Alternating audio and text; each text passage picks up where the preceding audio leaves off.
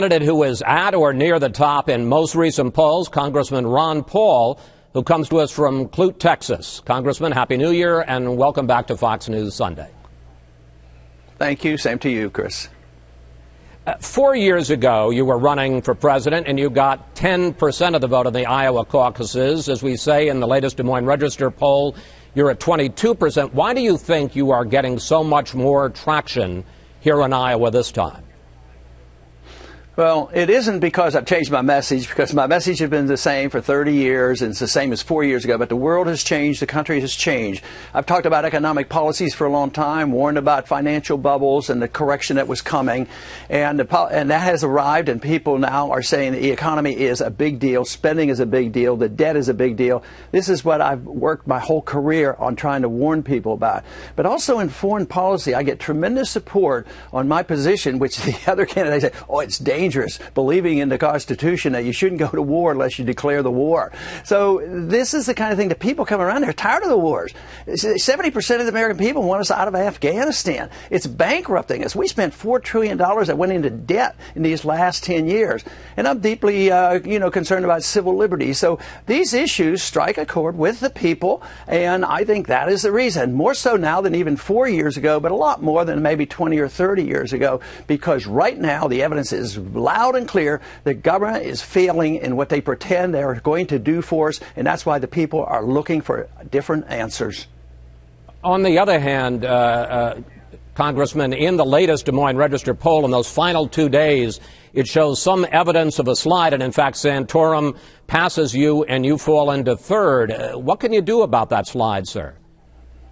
Well, I think the die has been cast, and the ups and downs of the other candidates has been characteristics. They come and they go, and they all belong to the status quo. The one thing is the people who make a commitment to the campaign for liberty and the Constitution, limited government, and going after the Fed, once they put this all together, how liberty and free markets and a sound foreign policy come together, they don't desert. So our numbers aren't going to go down. The number of people, they're not going to leave us as they have on the other ones. They come and they go. So I think our numbers will continue to grow even these last couple of days, and the caucuses are going to treat us well. But the real test is going to be on Tuesday night, so we'll have to wait and see how it turns out. Not surprisingly, Congressman, with your new strong standing in the polls has come new scrutiny, especially about some newsletters that came out under your name in the 80s and 90s in which there were comments made that were, quite frankly, racist and homophobic. Now, you say that you were the publisher of those newsletters, not the editor, and so you didn't know everything that was in them.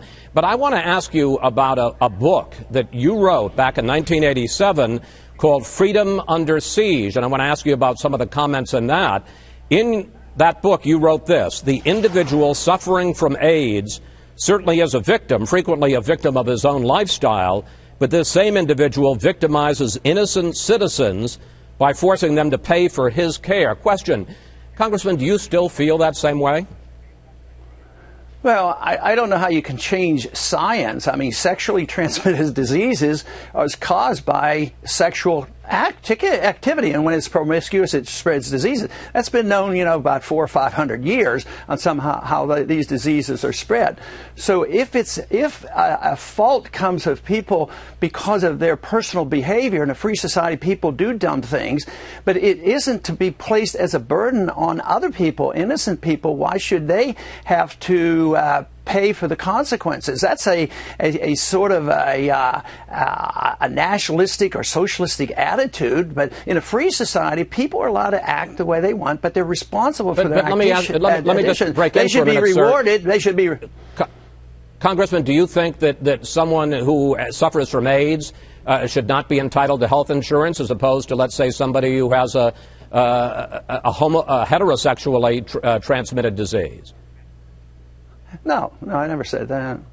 I'm just saying that people. Well, when you talk about that they victimize other people by making us pay for them, what do you mean, sir? Well, it depends on what the insurance company does. They're the ones who determine that, but there shouldn't be a law that says they're denied that. There's no way. I mean, the market should handle this. People who are pregnant 9 months, they can't go in and buy insurance. So insurance, there's supposed to be insurance. So if people are smokers, don't they have to pay more? Sometimes you get your insurance cheaper if you're a non-smoker. That's all I'm talking about, and let the market sort this out and let insurance sort this out, but not having dictates by the government and saying thou shalt or thou must do this and your behavior doesn't matter. You know, if you drink too much and you go out and you do harm to somebody, you have to suffer the consequences. It's the same way with health matters. You don't have a right to demand that somebody else take care of you because of your habits. But that doesn't mean that you don't have laws. Let me just interrupt, and I'm sorry, but we have limited time, and we want to get to the other two candidates as well. I want to ask you about one other thing that you wrote in your book back in 1987 about sexual harassment in the workplace. You wrote this: this is about the victims of sexual harassment, why don't they quit once the so-called harassment starts? Obviously, the morals of the harasser cannot be defended, but how can the harassee escape some responsibility for the problem? You said that sexual harassment should not be a violation of someone's employment rights. Well, the whole thing is you have to get a better definition of sexual harassment. If it's just because somebody told a joke and somebody was offended, they don't have a right to go to the federal government and have a policeman come in and put penalties on those individuals. I mean, they have to say, well, maybe this is not a very good environment, and they have the right to work there or not work there. But if sexual harassment involves violence, as libertarians, we are very opposed to any violence. So if there's any violence involved, you still don't need a federal law against harassment. You just need to call the policeman and say there's been an assault or there's been an attempt at rape or something. So you have to separate those two out. But because people are insulted by, rude behavior, I don't think we should make a federal case out of it. I don't think we need federal laws to deal with that, and people should deal with that at home. Congressman, you have a very ambitious agenda as what you would do as president. You say you could cut $1 trillion in spending in the first year. You say you would shut down 5 cabinet-level departments. But I want to look at your record of effectiveness as a member of Congress for more than 20 years. The Washington Post found that you have sponsored 620 measures over your years in Congress. Just 4 made it to the House floor for a vote, and only one of those 620 measures, only one was signed into law to sell the Galveston Custom House to a historical society. With that record, why are you suddenly going to become so effective as a president? Well, you just made my point. And more of the American people, they're sick and tired of Washington.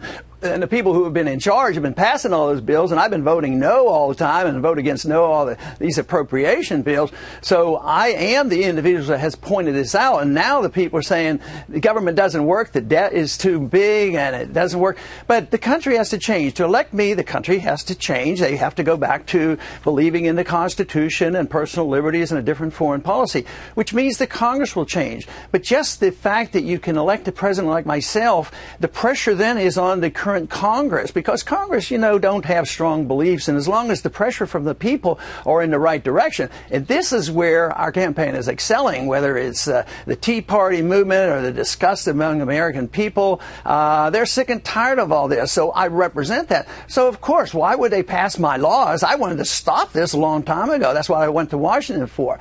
But the tide has changed. Now the opportunity is there, and now I'm a serious contender. So this is why there's such optimism in our camp, and so much excitement.